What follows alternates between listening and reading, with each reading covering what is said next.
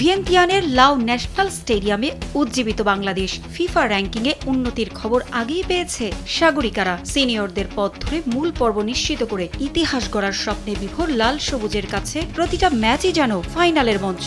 আগের ম্যাচেই স্বাগতিক লাওসের সঙ্গে চোখে চোখ রেখে লড়াই করেছিল বাংলার মেয়েরা।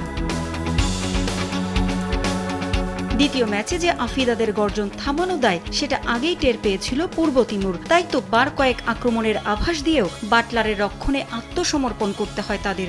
শুরুটায় ছোট ছোট আক্রমণ করেও গোল করতে পারেনি লাল সবুজ। অবশেষে ২০ মিনিটে গোল উৎসবে শুরু করেন সিনহা জাহান শিখা।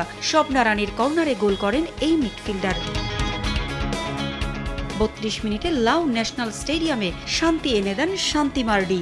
অলিম্পিক গোলে ব্যবধান দ্বিগুণ করেন। তার নিয়ে কর্নার পূর্ব তিমুরের পোস্টে লেগে জালে চলে যায়। একের পর এক আক্রমণে রীতিমতো ঝড় বয়ে যায় পূর্ব তিমুরের ওপর দিয়ে। ছন্ন ছাড়া রক্ষণভাগ বাংলার জয়িতাদের সামাল দিতে গিয়ে হয়ে পড়ে দিশেহারা। ৪ মিনিট পর শান্তির কর্নারে গোল করেন নবীরন খাতুন। উল্লাসে ফেটে পড়ে বাংলাদেশ। লাওসের বিপক্ষে দুর্দান্ত পারফর্ম করা সাগরিকা প্রথমার্ধে বড় কোনো সুযোগ না পেলেও ৪৯ মিনিটে সতীর্থের গোলে রাখেন বড় ভূমিকা। তার পাশেই গোল করেন তৃষ্ণা। আর তাতেই স্কোরবোর্ডে দেখা যায় বাংলাদেশ ৪, পূর্ব তিমুর ০। প্রথম ম্যাচে ছোটখাটো ভুল করা বাংলার রক্ষণভাগ এদিন লড়াই করেছে বুক চিতিয়ে। তাই তো কোনো সুযোগই পায়নি পূর্ব তিমুর। ৫৭ মিনিটে নিজের দ্বিতীয় গোল করেন তৃষ্ণা। তার গোলের আনন্দ হজম করে ওঠার আগেই সাগরিকা ম্যাজিক।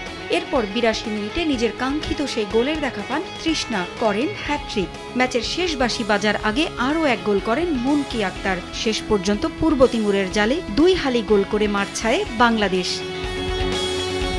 পারভিন আক্তার, সময় সংবাদ।